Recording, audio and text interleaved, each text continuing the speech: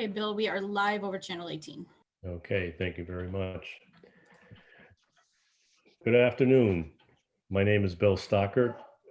I am the current president of the Orleans Citizens Forum. Welcome to our first forum of a very different and challenging program year. For those who don't know, the Orleans Citizens Forum is a volunteer, independent, nonpartisan organization whose mission and goal is to provide the citizens of Orleans timely information on important issues. We are supported completely by our member contributions. So if you are a member and wish to renew your membership, or if you are new to us, please go to our website, orleanscitizensforum.org, to learn how you may contribute. As we cannot be at our usual venue, the Orleans Senior Center, we are grateful to the Town of Orleans, Channel 18, and especially to Sarah Eaton for her technical assistance in being able to provide this remote forum. We are also extremely grateful to all of our panelists and our officials in the bullpen who have taken time from their very busy schedules during these changing times to participate. A special thanks to our moderator for today, Kevin Galligan, Chair of the Select Board. So with that, I will turn it over to Kevin, who will introduce the panelists and begin the discussion. Thank you.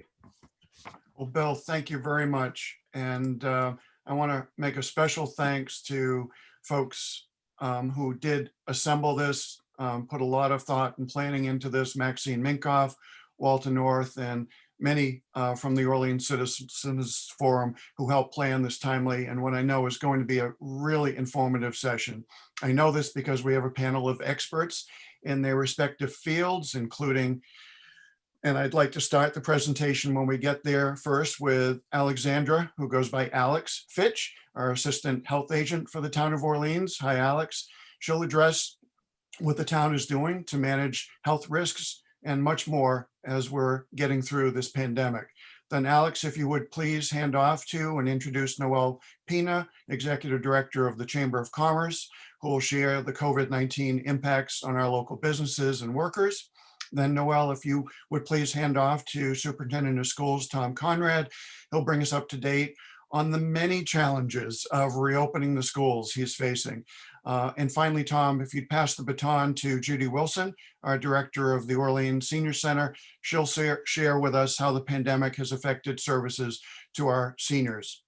If each panelist could please keep your presentation to about 10 minutes, I will politely remind you when you're 2 minutes and 1 minute, just by putting my fingers up, and hopefully we'll be able to move this along, because I know in regards to your presentation, we are already getting some ample questions and also want to provide ample time for more questions. So in that regard, for those that came in by email, we'll follow those questions after the presenters.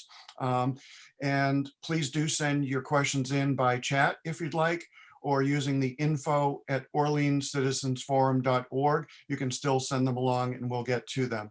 So also in the wings, we have other experts available to answer questions when we get there, including our Chief of Police, Scott McDonald, our Fire Chief, Jeff Deering, and our Orleans Natural Resources Manager, Nate Sears. So during the panel presentations, all attendees will be muted during those, but once we get to the question and answer format, we'll be able to unmute you. So now I am really pleased to welcome Alex Fitch, our first panelist, to start with public health. Alex, so happy to have you start our panel of presenters. Hi, everyone. Thank you so much, Kevin, and thank you for inviting the health department to participate today. Like Kevin just said, my name is Alexandra Fitch. I've been the assistant health agent in Orleans for 3 years, and I will openly admit that this is my first global pandemic and my first forum. So if we, at the health department, have learned anything during this crazy time, it is the importance of communicating with each other, so we're all aware of what challenges and concerns exist in our community. And this is an excellent platform to do so. And of course, I'm very much looking forward to hearing from the other panelists and any citizens joining us tonight. My intention for the following statement is to inform you about how the Orleans Health Department is managing COVID and the multitude of risks associated with it. And to start off, I think it's important to briefly go over the primary role of a local health department at this time. And regarding COVID specifically, our biggest focus is education, followed closely by enforcement and case management. In a sense, these are the three pillars of public health, whittled down to apply directly to a pandemic at the local level. And I'm not going to spend too much time on the traits or symptoms of COVID, as there is a lot of information available about that. I would like to briefly talk about transmission, close contacts, and testing. At the Orleans Health Department, we make a point to get our information from either the Centers for Disease Control and Prevention, the CDC, or from the Massachusetts Department of Public Health, and we highly recommend that you do the same. So transmission of COVID has been a hot topic in the news lately. And according to the CDC, and I got this information from them yesterday, the virus spreads from person to person via respiratory droplets. So when an infected individual is within 6 feet of someone who sneezes, coughs, or even just talks, these droplets can then be inhaled or ingested by the uninfected person. And this is the reason we especially encourage face masks and physical distancing, along with hand washing, cleaning, sanitizing, and general personal hygiene. When transmission is discussed, the term close contact comes up a lot. Again, from the CDC, a close contact is anyone who is within 6 feet of an infected person for at least 15 minutes. And bear in mind that an infected person can spread COVID-19 starting 48 hours before they have any symptoms or before they test positive. This is why physical distance is key. And yes, you would still be considered a close contact if you were wearing a mask. As for testing, there is a COVID-19 test site locator, which was developed by the Massachusetts Emergency Management Agency. And it includes a really fun and colorful interactive map. And you can access this map via our website or the Barnstable County website. According to this map, on Cape right now, there are 11 testing locations, and the closest ones to Orleans are the Outer Cape Health Services in Wellfleet and Carewell and Dennis. And I will also mention that you should call ahead for additional information, since some of these sites will require a referral. So COVID-19 testing for symptomatic individuals and close contacts is usually covered by insurance and potentially free for anyone who is uninsured. If you are seeking a test for a reason outside of displaying symptoms or contact with the virus, there may be an associated cost. So again, you should call beforehand. And my last comment here is definitely to please just stay home if you are not feeling well. So COVID has been quite an undertaking at the Orleans Health Department. In case anyone's not familiar with us, there is Bob Canning, the health agent, and myself, the assistant health agent, and 2 very dedicated clerks. Currently in town, real estate is booming and building and septic applications are flooding in. Our licensing season is around the corner. There are still foodborne illness concerns to investigate, Title V reports to review, and new restaurants to open. Life goes on. So we are doing our best to provide our usual services while supporting our community through this pandemic. So please bear in mind that despite industry opening up, our #1 priority here is health and safety. So COVID will always take precedence. And I would also like to make it clear that when it comes to federal and state information about COVID, the health department receives all of that information at the same time that the public does. So whether it be an announcement from the governor about a phase change or updates to current state guidance, we all hear about it at the same time. We take our role in disseminating information to licensees and citizens very seriously, and always try to do so efficiently and effectively. And for any restaurants listening, I will be reaching out to you tomorrow with information about updated safety standards. Here at the health department, we did receive a grant from the Massachusetts Department of Public Health to help with immediate response, which we have used to purchase personal protective equipment, cleaning supplies, and assistance from the Visiting Nurses Association with contact tracing. We also recently collaborated with the Orleans Chamber of Commerce to design and print signs for local businesses about face masks. We have had some extra help around here, and it's been especially welcomed and appreciated because it's given Bob and I time to work directly with our community on COVID complaint follow-up, compliance, and operating with health and safety in mind. So we were lucky to have a summer sanitarian once a week over the between June and August, and she focused primarily on routine health inspections. We have a county COVID educator who's here once a week and has gone out on educational visits to retail businesses. And in addition, we one day a week, we have a public health sanitarian from Barnstable County Department of Health and Environment to assist with test holes and plan review. So far in Orleans, we have had 31 total cases since our first confirmed case in March.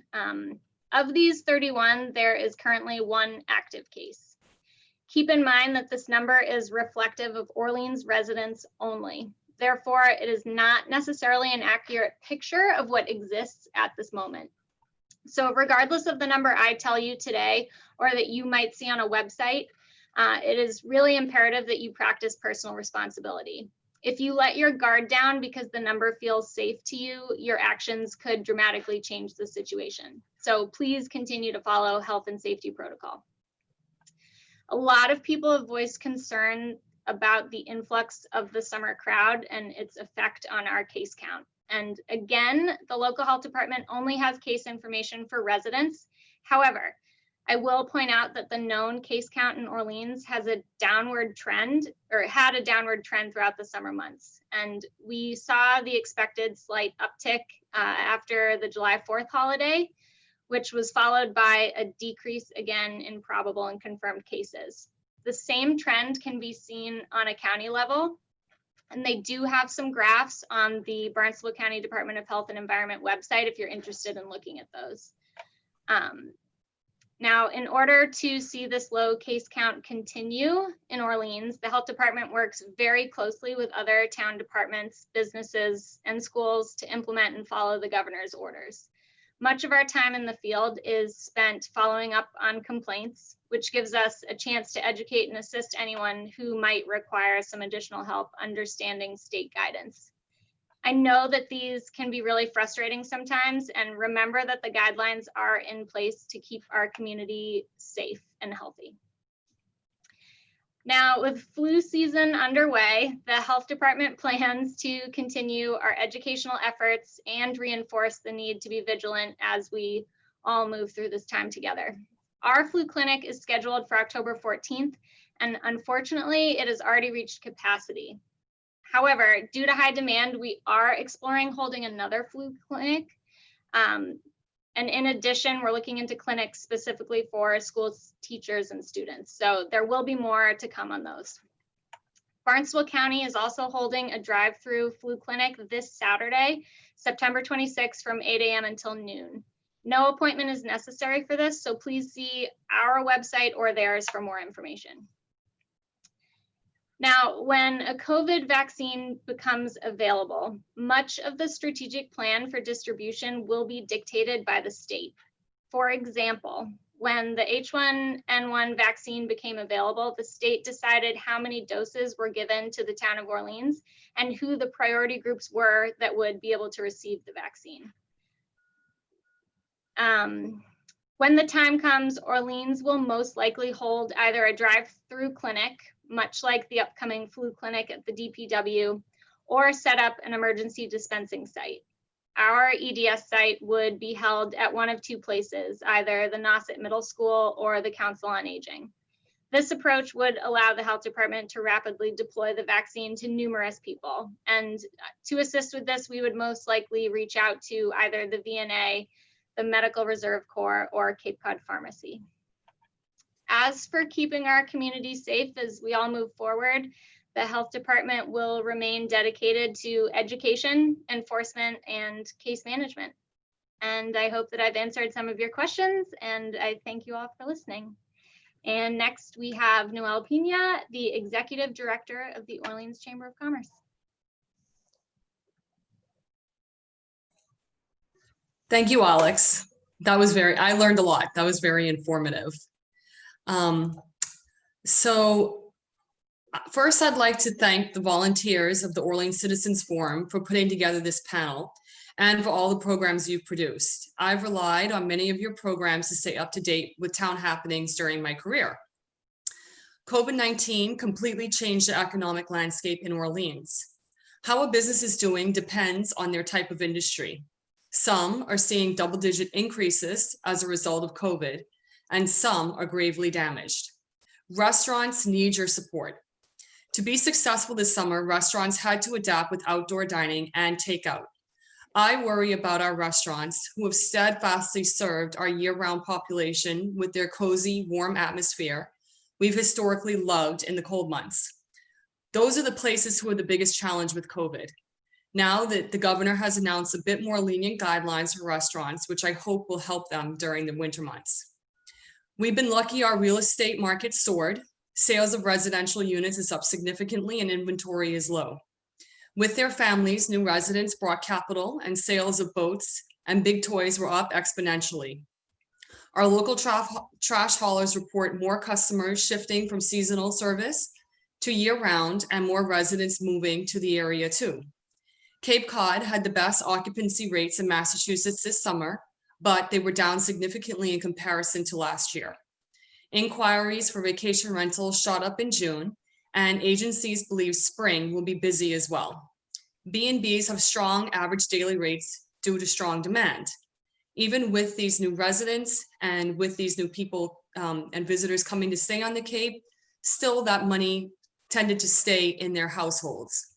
It is truly sad our arts and culture venues have been sideswiped by COVID.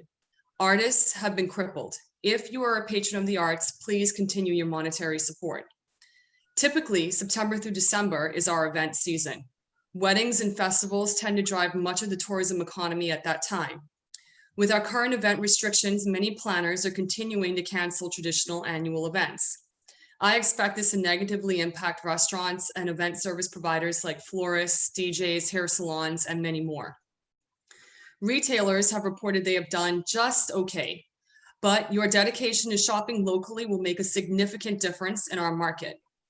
To help businesses survive, spend your money locally. As area residents, where you invest your money matters. Our partners at Love Live Local commissioned a study measuring the impact of locally owned businesses on Cape Cod. They found 90% of our economy is made up of small businesses with 1 to 19 employees. Local retailers and restaurants keep 2 to 4 times as much money in the local economy as their national chain competitors. The number of small businesses started and sustained in the US has been on a steady decline since the 1970s. A trend that economists are saying is slowing job growth. Per $1 million of revenue, local hotels employ 11% more people than their chain competitors. A 2019 independent business survey showed that 93% of independent retailers nationwide indicate that Amazon has negatively impacted their revenue. And on Cape Cod, if Amazon's online sales in Barnstable County had occurred at independent retailers, they would support 125 additional retail outlets and 1,739 additional jobs. Shifting 10% of spending to local retailers would put an additional $112 million in the Cape Cod economy every year. And while I don't have data on the numbers of businesses in town who have closed, I can tell you about our change in membership since March. The businesses I believe closed partly because of COVID are CapeCodRentals.com, Fitness Revolution, Verse Restaurant, Booksmith Musicsmith, Nauset Grill, and Pike Insurance. I'm expecting there to be more struggle as we move into the winter months when businesses aren't traditionally bringing in as much capital, and especially if there's not a second round of stimulus provided to businesses by the federal government. Area businesses do try to learn best practices from one another. Structured collaboration happens through memberships in area associations like ours, the Cape Cod Chamber, Arts Foundation, Home Builders and Remodelers Association, Realtors Association, Landscape Association, Commercial Fishermen's Alliance, the Women's Association, the Antique Dealers Association, and statewide associations like the Mass Restaurants Association and the Realtors Association. Informal collaboration happens frequently with area businesses who become friendly with other owners in their industry, and they lean on each other as partners. Our partners at the Homeless Prevention Council report they are connecting people to a multitude of resources available to get assistance with rent arrears and stipends. They have families being impacted by the lack of childcare and being unable to work, or childcare that was hobbled together that is no longer working out. They're working mostly with employees, not business owners, and they have not had anyone evicted. I'd like to remind everyone there is an eviction moratorium still happening. When it is lifted, this may likely change. Currently, landlords are mostly working on payment plans with tenants who are in arrears. There are several ways that I personally believe the municipality can help area businesses. As usual, hiring is still a huge issue for area businesses. Without J1 cultural exchange students and H2B foreign workers, this year businesses were even in more of a bind. I've been told by area businesses that hiring is the #1 issue facing them, not COVID. Housing and childcare are definitely tied to this, as working parents like myself are struggling with balancing work and providing care for our children, with many home doing remote schooling. For all of you here tonight, I encourage you to talk with our elected officials about how we can provide public preschool in the future for our 3- and 4-year-olds, and how Orleans Recreation can provide after-school care for all families who need it. I have relied on these services and more in Mashpee, where I live, and I've heard from Orleans parents who would readily use these types of services. Cape Cod lacks an economic development division of county government. We do have a commission who conducts research and surveys to better understand the nature of the regional economy and provides technical assistance on economic topics. What we are lacking as a region is an economic development division of county government to sell our region as open for business to investors. In Orleans, we're lacking the same at the town level. We need economic development staff at the municipal level and an economic development committee with both members of private business and public interest as part of the group. The goal of this group should be to advocate for sound growth policy, make it easier for business owners to navigate town permitting processes, and identify ways the town capital can be used to invest in businesses who wish to develop in ways that will move the town closer in realizing the goals set in the comprehensive plan. A program like this allows businesses to feel invested in the town and gives the town visibility in what kind of development is happening and opens up the pathway for growth and development. With that, I'd like to thank you for inviting me to speak today. And I'd like to introduce Tom Conrad, Superintendent of Nauset Public Schools, to give his remarks. So good afternoon, and thank you for having this opportunity to update our community relative to public education. I would challenge you to find an evening on the news channels that you don't hear about public schools and coming back into the buildings and so forth. Let me set the stage by telling our viewers in terms of what has taken place. As we entered the summer, we created a task force that worked out of the central office, along with a task force for our parents and other subgroups that we found to be very, very important. Because we were charged by the governor through the Commissioner of Education to come up with 3 plans that needed to be presented midway through the summer to the Department of Education. Those 3 plans involved a remote learning program, a in-school model program, and a hybrid model. And so we spent a tremendous amount of time over the summer developing those plans. They were submitted to DESE, or the Department of Education, and they were accepted by DESE just at the beginning of August. From there, of course, we spent a great deal of time understanding where our parents were at. We had 2 major surveys, understanding their desires for education for their sons and daughters, and we were particularly focused on transportation, and I'll speak to that in a minute. I'm pleased to say that we have had a very smooth opening to our school year. And the question could be asked, so what does it look like? And In our elementary schools, and of course, OES, our hometown elementary school, all of our elementary schools have in-school programs in place. And we are pushing 85% of our student body coming back into the building. And that's a robust number relative to some of the planning that had to take place to put our students and staff in a position of being safe on a daily basis in that work environment. The other model that was put in place in our elementary schools would be the remote learning.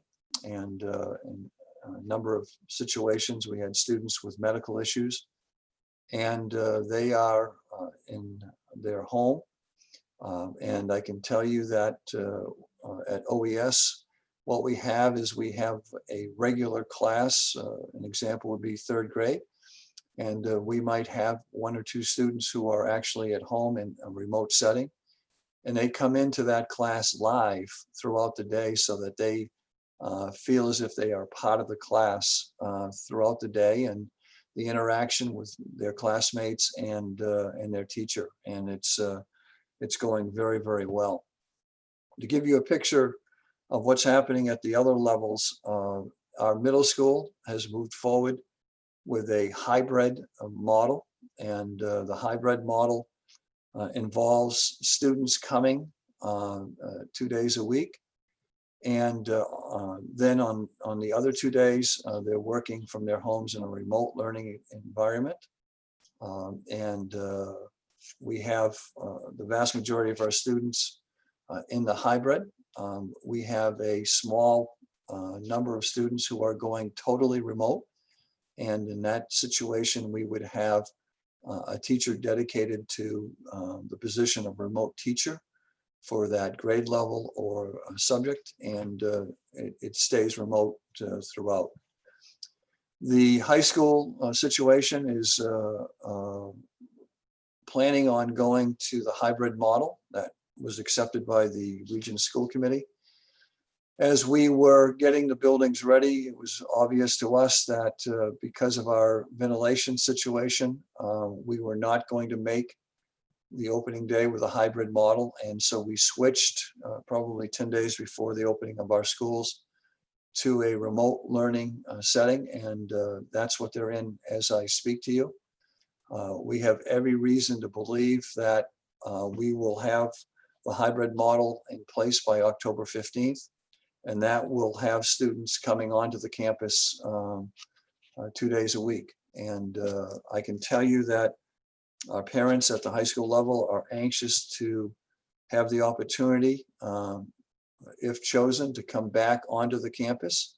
One thing that I have found through this journey is the importance of the socializing of our students, and having the opportunity to see each other. And obviously in the spring that didn't happen. So that's the overview of where the schools are at this point. I can tell you that the only other piece that's intriguing in this puzzle is at the high school, we do have sports going forward, sanctioned by the MIAA, and we will have soccer, we will have field hockey, cross country, and boys golf. And I can tell you that some of the rules of the sports have changed to put our students in a far more a safer environment for playing that sport. And the concern that we have overall for all of our programs is our busing situation. We are involved with the collaborative, and we're running 28 buses a day. And quite honestly, the makeup of our drivers, for the most part, are retired people. And it is critical that we do everything we can relative to our transportation to keep our bus drivers safe and the students that get on the buses safe. And just to give you an example of why it's something we have to be very, very worried about, is that in order to become a bus driver, it's close to 4 months in the process. And so it isn't like you can just turn around in a day and get a license and drive a school bus. And we're very, very concerned that we're doing everything we can to keep the drivers as healthy as we can and the students on those buses, and keep the buses rolling. The other piece relative to busing is that we lost close to 65% of our capacity. We went with the state recommendation in terms of the seating configuration on our buses. And you could not get the student bodies to their schools without the volunteering of parents to drive their sons and daughters to school. And so I'm pleased to tell you that our parents have stepped up. And on the first day, we were in a position to just be under the capacity of each of the buses that were running for us, because our parents came out in droves in terms of getting their students to school, and also agreeing to pick them up after school. And that's very consistent across all of our programs, and we hope it continues. We're somewhat concerned about the after school programs, because we're only left with 3 additional buses, and we'll have to watch this very closely in terms of our ability to continue those programs for students with transportation involved in it.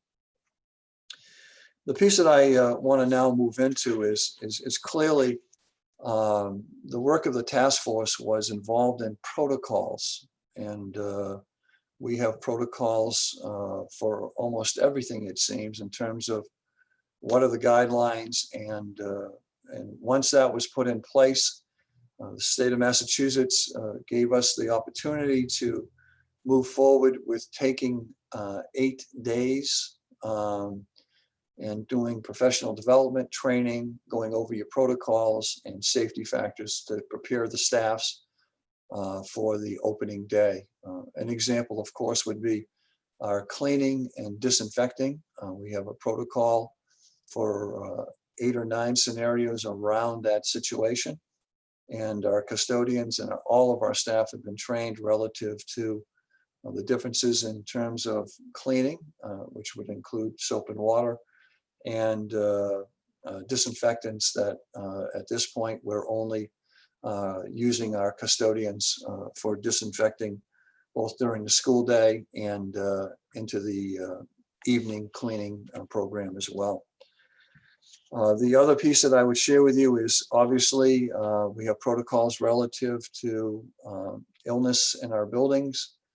We have created isolation spaces in the buildings in the event of illness, and our nurses have worked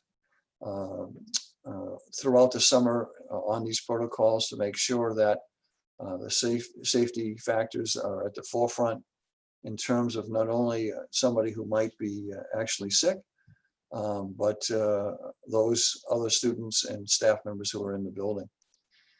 I think it's worth saying again, and I know that the health department and others are constantly making sure that people stay focused on washing your hands, obviously is a critical piece. For us, social distance is huge, and this was a controversial issue from day one relative to the distance we could plan on for students being in the classrooms, and we have settled in on 6 feet, and the plan was to create a 6-foot distance between students in each and every classroom and any other space that they would be inside. And I would want you to know that once we set those in place, in many cases we have used tape to guarantee that we keep our desks in the same spots and we don't creep together eventually in terms of the distance between students and so forth. That, quite honestly, was a challenge for us as we got ready to open school, because with such a high percentage of students wanting to come back into the in-school model, we were seeing that a number of students who had indicated to us in their commitment survey to go remote changed their mind. And there was a great deal of pressure on our administrators to work within the facilities to see if we could even take those additional students on. And I'm pleased to tell you that they got that work done. But it's something we have to watch going forward because it's very, very tight at this point relative to that guidance of 6 feet between our students. It is safe to say that we're going to take full advantage of the beautiful weather on Cape Cod in September and October.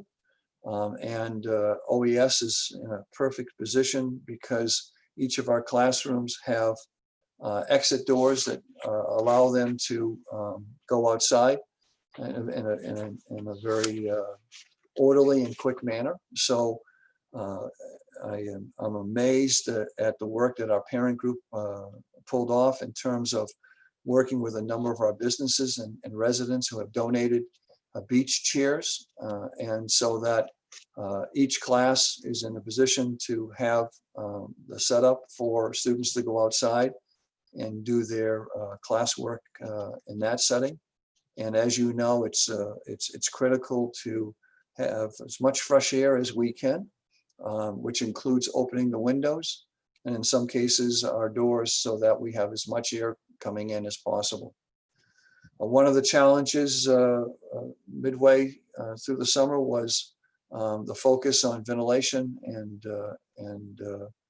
the systems that we're using to bring air into the buildings.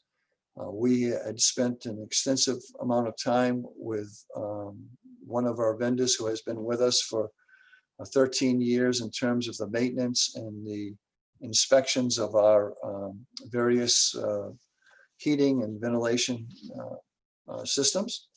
And then we contracted out a firm to come in relative to measuring and testing the flow of air, fresh air into each classroom and each building throughout the district. And I'm pleased to say that the test results have been very positive. In some cases, we had to make some adjustments to vents and other issues that were identified to maximize the amount of fresh air coming into the classrooms on a regular basis each and every day. The high school is in the position of finishing up some of its mechanical work over the next 10 days. And as we're finishing a building, for instance, N building was the newest building on campus, we bring our experts in on the air testing to confirm that we are in a position where it's obviously very safe and passes the standards expected from that airflow. And if it doesn't, we go right back and know what the problem is and get it fixed as soon as possible. So that has been ongoing, and it will continue to go on at the high school until that date of hopefully getting students back on the campus. I think it's safe to say that I know our nurses have done an incredible job for us, and they are well versed, and I know they work very closely with the health department. So we thank the health department for that partnership, and it's a two-way street in terms of the work that we have to do. And they are in a position where they created a health safety protocols across the board in terms of 8 or 9 situations. And this would be, in reflection, it would be something we did many, many years ago in the schools with crisis plans. And these protocol plans are in place that, depending upon the situation we're dealing with, we have steps from A to Z in terms of who has to be notified, and what are the protocols that we have to follow relative to that situation. One of the questions that was shared with me was nursing services. We are very concerned that, as you know, we're very fortunate to have nurses in each of our buildings in the district. But depending upon the situation and the work that needs to be done on a protocol, let's use an example of somebody having the virus. There's a great deal of work that has to be done, and working directly with the health agency to get the contact work done and so forth. And in the meantime, we need some coverage relative to the nursing services. So we are looking at the possibility of getting some part-time people who would commit to working with us in certain times of need. And we believe we're going to have them in place very, very soon, because the piece that worries me most going forward is the ability of our school system with outstanding nurses to be in the flu season and the cold season and continuing moving forward with the virus and be able to determine the differences between the symptoms. I don't believe it's going to fall amongst our nurses to do that. And we could see a number of students being sent out of the buildings. And that's probably something that still keeps me up at night worrying about. But well, that's where we stand relative to that.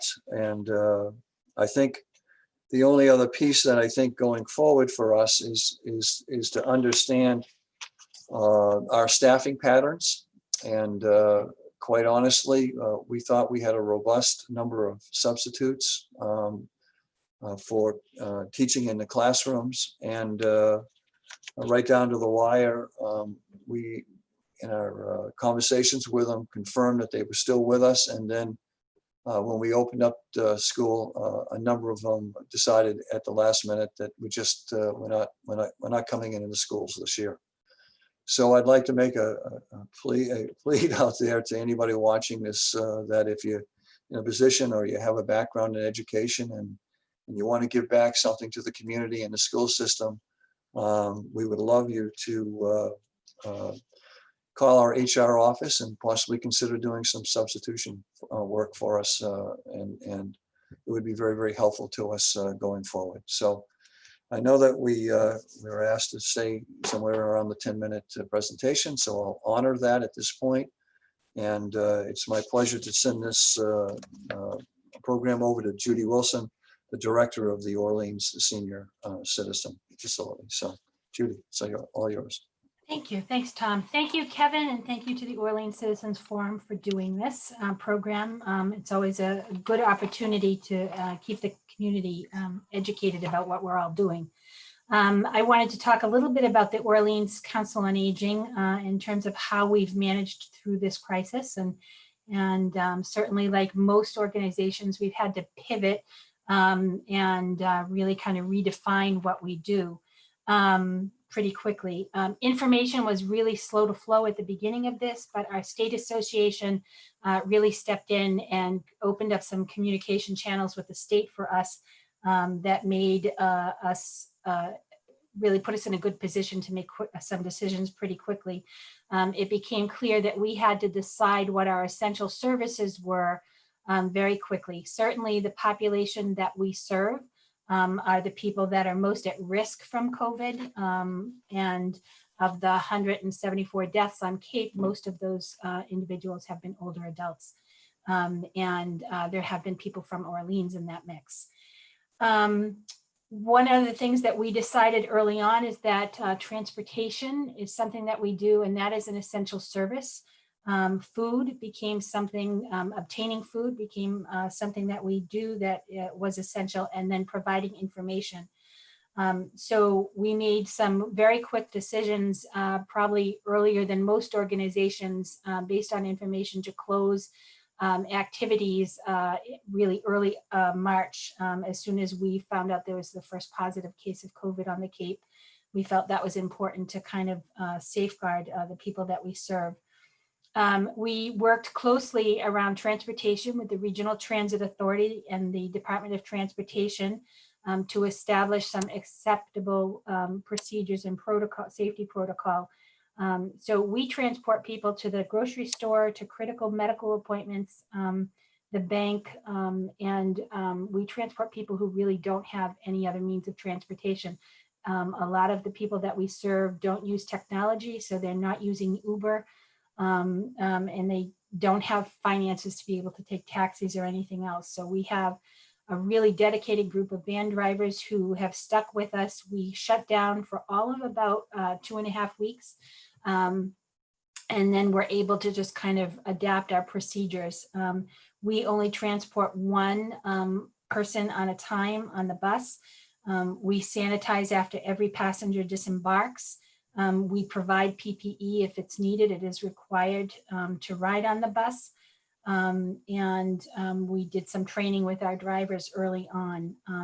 We had to make the difficult decision not to transport people in wheelchairs just because we can't maintain social distance, and most of our drivers are older adults themselves. So we worked out a relationship with the Regional Transit Authority where they would be able to take the rides that we couldn't take. And so transportation is one of the things that we were able to move fairly quickly on in terms of maximizing safety, but continuing the service. One of the other big challenges that we had early on was food for seniors. Again, the technology gap that we have found with a lot of the people we serve made things challenging. A lot of us were ordering food online, but a lot of the people that we serve either don't know how to use the technology or can't afford the technology. And so what we did is establish some relationships early on with the Brewster, Orleans, Chatham, and Harwich CERT team, and CERT stands for Certified Emergency Response Team. They provided us with volunteers to deliver groceries. I worked with Brian at Friends Market. It was the only market that was kind of willing to work with us. And our Friends organization did a lot of cash flow management for us so that we were able to take grocery orders over the phone for people, put orders in, we picked them up, we bagged them up, and then used the CERT team volunteers to deliver them. We did a lot of deliveries. We had a lot of people impacted by COVID in rehab. And so when they were coming home, needed grocery deliveries. So we handled a lot of that through this process. And we still have a couple of people who are fragile in health. And so they have been recommended not to be going into grocery stores. That as we are able now. The other thing that we did is that we had a lot of people who, one of the things that we really did realize through this is that a lot of older adults aren't doing a lot of cooking. And so there was a need to provide some meals for people. The Nauset Public School System stepped in and helped us provide warm meals. We worked with the health department to be able to do that. We are providing meals 2 or 3 days a week for people at this point. We're serving between 60 and 70 people a week through that program. The schools helped us out with that program through the end of June. And then in July, our own staff took on the cooking. We have a commercial kitchen and we're permitted by the Department of Health. And so we've been doing that. And so that's working out quite good. The other thing that lets us do is that our staff does a lot of the delivery, and it has let us keep eyes on people that maybe live alone and don't have a lot of informal supports. So that's been important. The other essential thing that we have found is that there was a need for information. The building has been closed to the public, the senior center, but we've been open the whole time. We are probably, there were times that you know, we would be getting 100 phone calls a day. I think people were a little bit panicked at the beginning, and we tried to get answers to question and hook people up with information. I think a lot of the issues at the beginning had to do with people who had healthcare needs that were unresolved because of the closure of a lot of the offices. So we tried to work with local providers to kind of figure that out. We've provided a lot of educational support for seniors. One of the things that's happened over the course of the last decade is that we have a lot of seniors living in this town, a lot of older adults that don't have informal supports. So they don't have family, they don't have you know, people to count on. And one of the things we realize is that a lot of people don't have a plan for what they're going to do. So we've been working on helping people create emergency plans where they don't have them.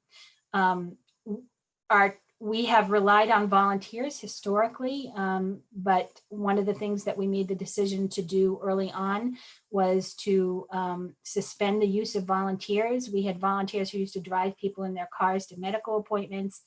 We had volunteers who used to come in the building and help with all sorts of things. But because the volunteers are part of the at-risk population, we felt it was important to kind of protect them from risk, especially early on when we didn't know really certainly what we could do to minimize risk.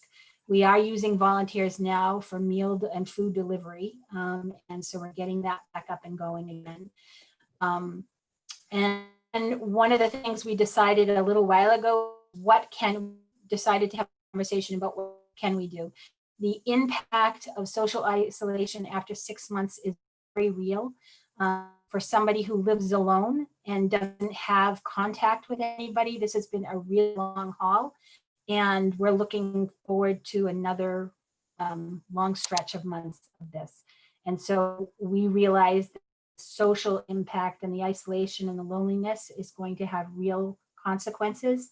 I know in speaking in the network, the hospital is full, and much of what they're dealing with is the fact that people have put off tending to healthcare needs. And so we are trying to really help people get connected, which is an important part of what we do. We have started offering very limited in-person activities for very small groups. And I can't stress enough, very limited. So we have a pretty strict filter that we go through. I was late and I apologize for that. We had an outdoor chair yoga class in the garden this evening that started at 4 o'clock. So, and we know that we'll be wrapping up outdoor things. But we've had a knitting group, and we have a very active art group that's coming in. We can't hold activities where people share any kind of supplies. So that's a little bit challenging because a lot of people want to come back for some of the activities where they used to do things together. We're not doing indoor fitness just because of the risk around respiratory droplets. We just don't want to open people into the building to any additional risk than we do.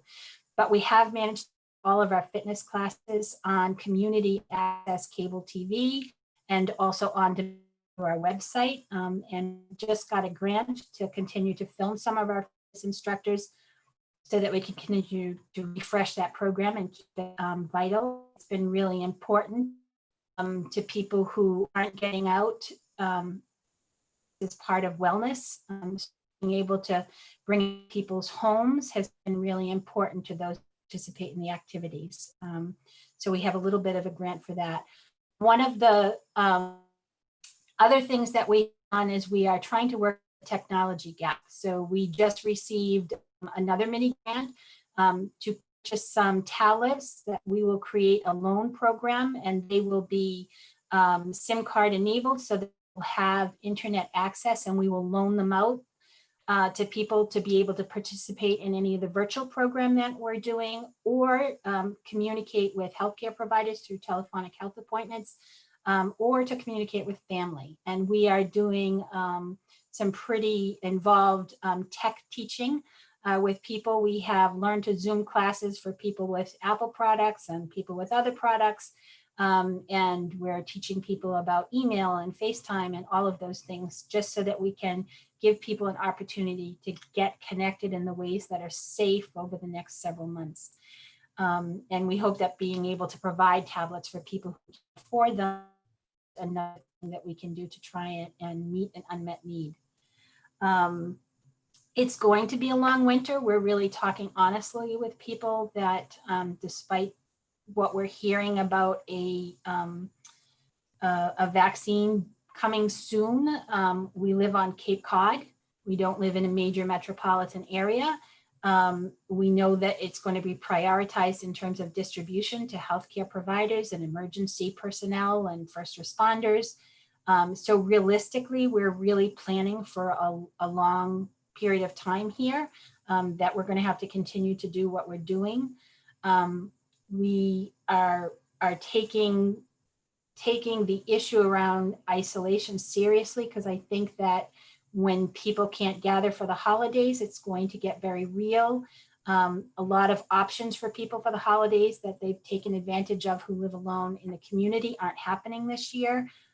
So we're a little bit concerned about those issues, and we're working with some of our community providers to address that. And other than that, you know, I mean, just a little thing to let people know, we have laid off staff. Our day center program is closed. So we are unable to do some of the traditional things that we do. So we are not unlike local businesses that we have had to lay off staff and kind of readjust what we're doing. So this has been a really challenging 6 months for us at the senior center. We think we have our feet underneath us right now. We've been really happy and benefited by incredible support from the community. We got an amazing grant from somebody in the community to support our emergency food program, so that we never even had to worry about financing the meals. That was taken care of. So we're extraordinarily appreciative for how generous this community is and how much really, I think people care about the people who live here. So it's a good place to work from that perspective. So I think that's all I have to report. I'll turn it back over to Kevin Galligan. Judy, thank you so much. And I think the last word you said about our community, I mean, I wouldn't live anywhere else either. This is a wonderful community. I think each of you not only gave us really good new information that many of us didn't have, but you put an ask out there, which is really also helpful, because people in our community do like to volunteer and help. And I think giving the opportunity to explain why and what areas. And Tom, if I had even 5 minutes in my schedule, I would volunteer to teach, because I did it at Cape Cod Community College. I would love to do it. But I think, as you can figure out, there is not a minute in the day that is not filled up just like you. But now we get to learn even more, you guys, because we've got a number of questions that came in. We've got a good 25 minutes to go through them. So I think everybody will be able to hear their questions answered. Some have already been covered, but I may ask them a little bit different way to, again, remind folks of what Alex or Judy or Tom or Noel shared. But do keep the questions coming in. I'll look for you in terms of hands raised, which you can use that raise your hand button on the bottom of your Zoom window.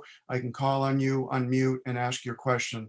So let me start for the panelists, and we do have experts in the wings if we need to call on Nate Sears or either our fire chief or our police chief. So they're readily available to answer. And actually, that is to Jeff Deering. The first question, a number of these came in by email. So Jeff, and if you could just turn yourself back. Oh, you're good on video. So question came in: what are the specific plans for Orleans should someone need to shelter during a weather event? That's a really good question. We have been working on this as part of the regional sheltering plan. So Barnstable County Emergency Management manages a Cape-wide sheltering program. The closest shelters to Orleans are the Nauset Regional High School and the Cape Tech High School in Harwich. Cape Tech itself has been not available because it's in transition from the old building to the new building. They're using the Harwich Community Center as a backup, but specifically related to the Nauset Regional High School, we have done a walkthrough there with some of the staff using guidance from Barnstable County. A typical sheltering scenario allows for 40 square feet per person. Under COVID, it has been moved to 110 square feet per person. We've looked at the traffic flow of people, how we would move them in and out. So if we got to that situation, a significant weather event being probably one of the most common scenarios, We could employ that facility if we had to, using guidance from Barnstable County. One of our first plays on that, and in cooperation with the Red Cross, is to look at putting people up in hotels or other facilities through their program, so they're not in a congregate environment, like in a gym or that kind of thing, so we continue to space people out. But if we were pushed to, because of a large scale weather event, we could use the high school. We've got plans in place to screen people coming in, to spread them out, those kind of things. So we do have plans in place to address those concerns. Thanks, Jeff. And Alex, the next three, and I'll ask them individually for you, and some are just a refresher for what you did go through in your presentation. So Alex, when a vaccine does become available, what role will the Orleans Health Department play in deployment? Sure. So this, I kind of went over in my statement, and a lot of what we decide to do as a town will be dictated by the state. And I use the example of the H1N1 vaccine. Two options, which, you know, in anticipation of this, we can think of would be something like a drive-through clinic, like what we have set up for our upcoming flu clinic, or, as I mentioned, an emergency dispensing site, which would allow us to deliver the vaccine to a lot more people at a quicker pace. So those would be the two options. We would get some help from potentially the VNA, Cape Cod Pharmacy, or the Medical Reserve Corps. But that is so far what we've talked about. Great. So again, you did touch on this in terms of the flu clinic that is fully subscribed in Orleans, but do you think there'll be more? And what do you do for people that might just be, you know, I need it now? Could they go to the Walgreens or the CVS? Is available supply there? Yep, absolutely. From what I've heard, there is an available supply. I would tell people to maybe call ahead to make sure. There is also the Barnstable County Flu Clinic that's this Saturday. You cannot make an appointment. It is a drive-through clinic, so you have to print out a sheet of paper from their website. If you do not have access to a computer or a printer, you can give us a call and we will help you out with that. And what you would do is take that piece of paper to Barnstable County Saturday morning, and you would stay in your car. So it's a drive-through just like ours will be. Great. And I'm hesitant to even ask this question because it'll probably come right back to the select board, but is the town providing the health department the resources you need? And have grants been applied for and awarded? We did at the beginning of the summer receive a grant from the Massachusetts Department of Public Health, and it has helped us purchase PPE, some cleaning supplies, and also utilize the Visiting Nurses Association for help with contact tracing. That's been a huge help. And we do have a standing contract with Barnstable County Department of Health for a public health sanitarian who comes to see us once a week. We also had a summer sanitarian over the summer, and we do have I call her a county COVID educator. That's how we're using her in town. She's visiting local retail shops to talk to owners of businesses and make sure that they have an understanding of what's going on, answer any questions they might have, provide them with some signs.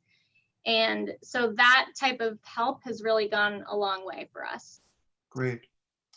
So the next one, Tom Conrad, is for you. Has Orleans been working to find safe spaces for remote learning children whose parents can't be at home with them? So we have, and we've been talking about the possibilities of using some of our other schools relative to that effort, and that we're really interested in terms of how can each of our schools help each other, and a more regionalized approach relative to facilities, programs. And it's not out of the question that we have combined a couple of our communities to share in the remote learning initiative. And so that's worked very well. And I will say this, that I've been in public education for many, many years, 40 years plus. And I never fully understood the responsibility public education has for childcare and its relationship between the two in terms of parents' abilities to go to work. One of our speakers just recently was a few minutes ago talking about universal preschool, childcare programs, and so we would look at anything that we have from a resource in the entire system to make that work for the remote experience for that child and family. Awesome, Tom. And I think even as Judy mentioned, the partnership on meals, it's just really an incredible response to a need. And you and so many people have come together for that. So this is probably a joint response, Noel and Alex. So the question is, how can you reassure the public that businesses are complying with safe practices? What steps are being taken to ensure compliance? So I would say the main thing is that businesses want to make sure that their customers want to come back and continue supporting their business. So I would say for the most part, our businesses are doing everything that they can. And we at the chamber, we were in long discussions with the health department on how we could work together to encourage customers to wear masks in their place of business, but also to have someone from the county, as Alex was just describing. The health department set that up and has somebody from the county that goes into every retail shop in town. You know, the health department is very much in touch with restaurants anyway, to talk with them about the protocols that are in place and things that they can do in their business. And then also the health department gave them a sign that asks customers to wear a mask and respect social distancing practices while they're in their business. I can't personally assure the public, myself to put my stamp on it, but I can say that in between the chamber sending out all the reopening guidelines, as soon as I'm getting them to our businesses, the health department doing the same thing, and this educational effort by the health department, I think we're doing everything that we can. Mm-hmm. And I will also follow that up with, we get a lot of phone calls, complaints from the public that come into the health department. And sometimes people are nervous about calling. We use those as opportunities to go out and educate people. Bob and I are very busy. We're lucky to have that county COVID educator who can stop into businesses, but we don't really get the opportunity to just stop in and make sure everybody's doing okay. These guidelines are very confusing. I mean, to wrap your brain around everything that you're supposed to do. And so sometimes if someone from the public goes into a store and, they notice that something isn't being done right, it's not necessarily malicious. Like, it's just, these are difficult guidelines to follow. And so we appreciate phone calls that give us an opportunity to go out and educate people and go through the guidelines with them. So I'd like everyone to know that. I'd point out, with respect to bars and restaurants, the governor made a slight modification just yesterday. Yes. So, Alex, you might want to mention that since I opened the door. I'm so glad you mentioned that, Kevin. Actually, I looked for the updated guidelines today. I have heard about it. I know what it's about. They have not uploaded the new guidelines. So Okay. This is regarding groups going into a restaurant can have gone from 6. Now you can have 10 people in a group. I'm hesitant to say this next part. You can sit at a bar. Do not run with that. I will be in touch with all the restaurants tomorrow to tell you there's a lot going on in there. But a couple of things have changed, which I think people will be excited about. Yeah, and that's the thing. I think, credit to the governor, lieutenant governor, the reopening. They're using the solid health statistics to say, okay, we can go a little bit further. And, in this state, we have great leadership, and it's, I think, served us well.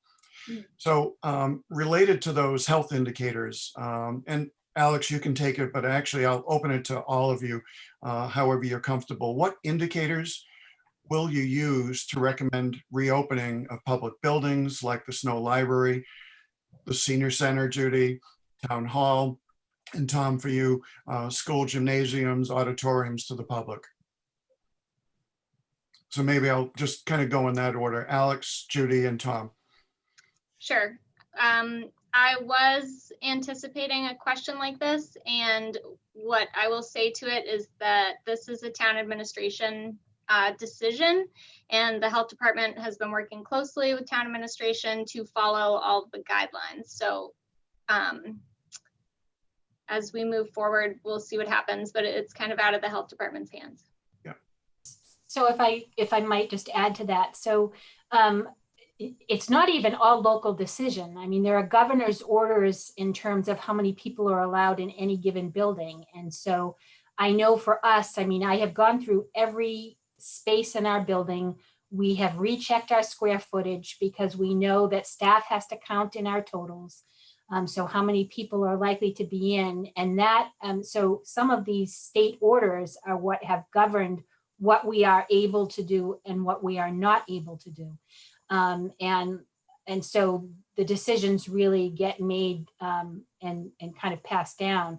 For us in particular with our day center program, there are state guidelines for how many square feet per person we must have in order to reopen the program. And so all of that kind of factors into what we're able to do and not do, and becomes part of the decision-making as we move forward. Exactly. And Tom?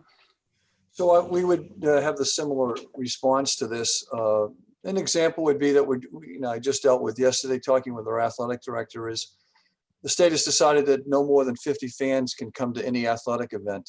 And so we'll honor the request by the governor and the state on that situation. And that's been consistent through the whole process.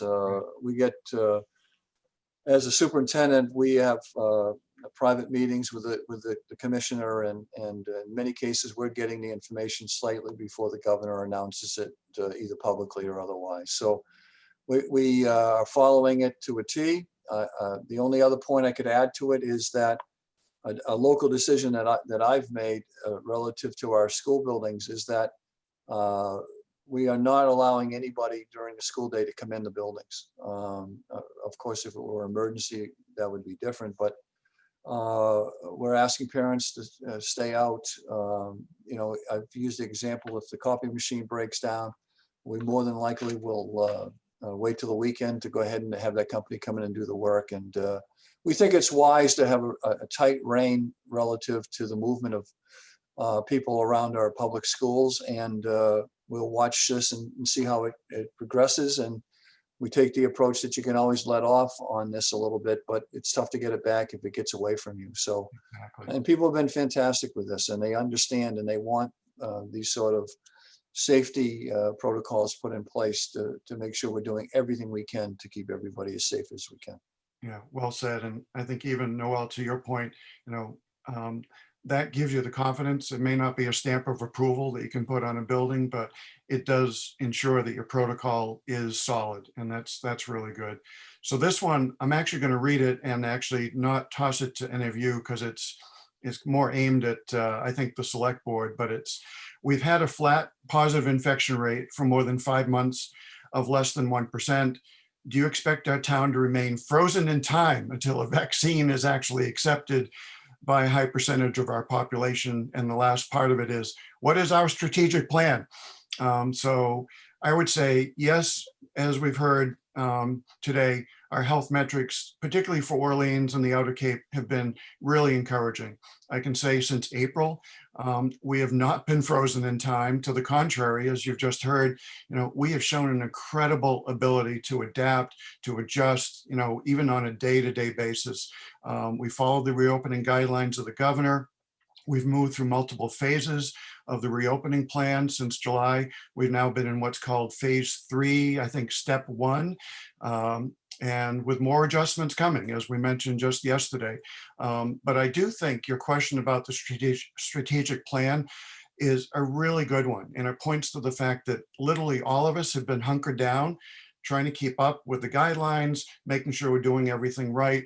But we've not really done a cohesive communication, and it doesn't have to be, a 60-page report, but a quick summary that would capture the moment because hopefully we'll never have to live through this again, but it would help to tell the story of how everybody's been coming together, what we're relying on, and what we look forward to. So I'll take that one as homework and work on it with the select board, town staff, get business input, the schools, because I think really documenting this experience, it really will help us move forward. And God forbid we have another one of these lessons learned for others that may follow.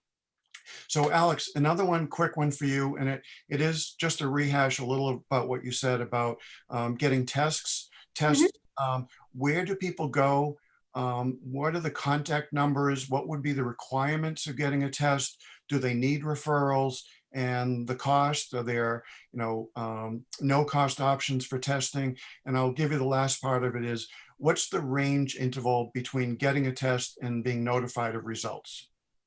So I'll answer that. What I'll say for everything else is that all of this information can be found on our website, and it's all over the place. So to the person who asked that and anyone else who wants to know, please check out our website. There's a link to some information, and you'll be able to see the 11 sites on the Cape that offer testing.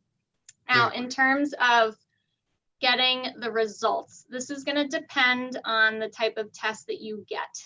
And what I really want people to know is that the PCR test is the gold standard. This is the most accurate test. And it's also the one you have to wait the longest to get the results for. It will 2 to 3 days. The sample has to be sent to a lab. If you're traveling, if you work somewhere and you need to get tested because you may have been exposed, all of these things require a PCR test. The antibody test and the antigen test, those take a lot less time. There's a lot more false negatives, false positives. So again, the PCR test is the gold standard.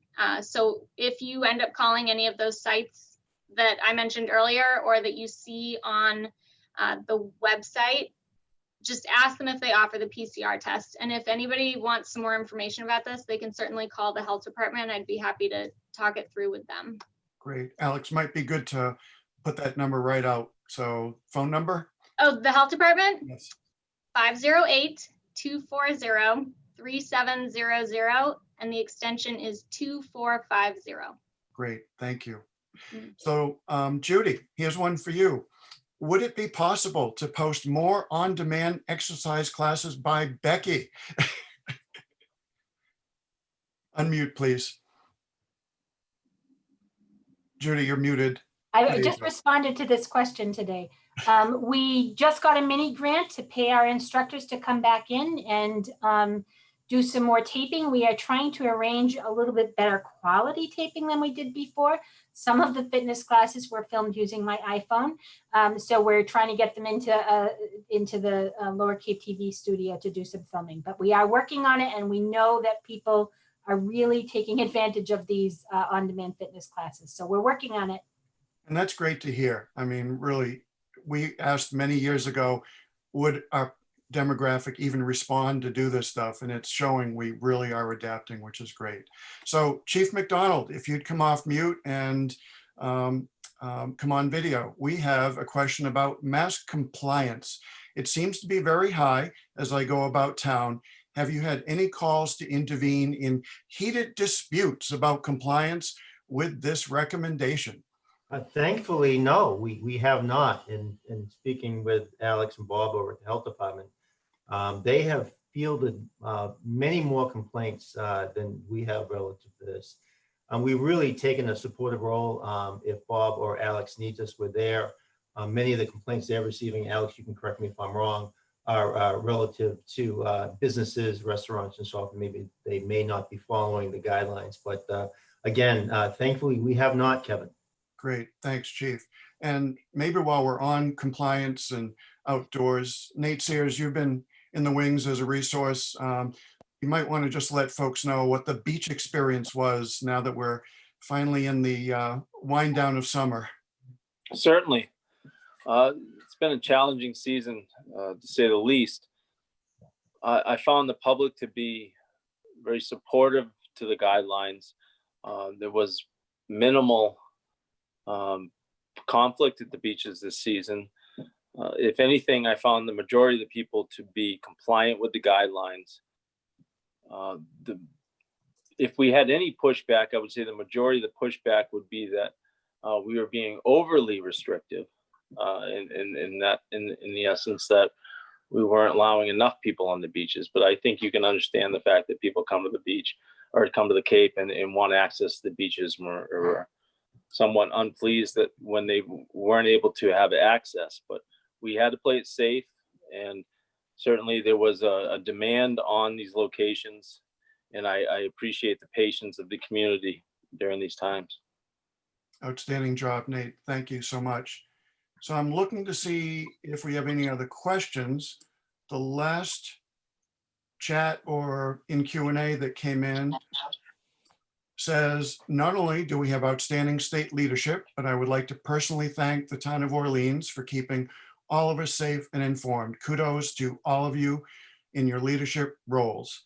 So I will type a response and say thank you. And with that, I know Bill would like to keep us on time to finish up. We're just coming up to 5:24. So let me just say huge thank you to all the panelists. Thank you for allowing me to be your moderator. I've learned a huge amount through this. Took away some homework to do, which I love to do. I'll turn the program back to Bill.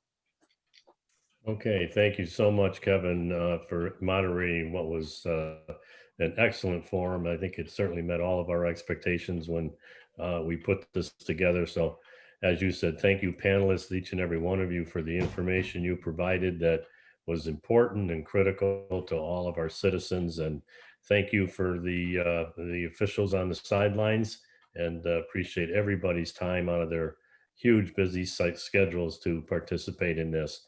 And our special thanks to all of you who watched and those of you who participated and sent in questions and responded. And with that, I wish you all a very good evening.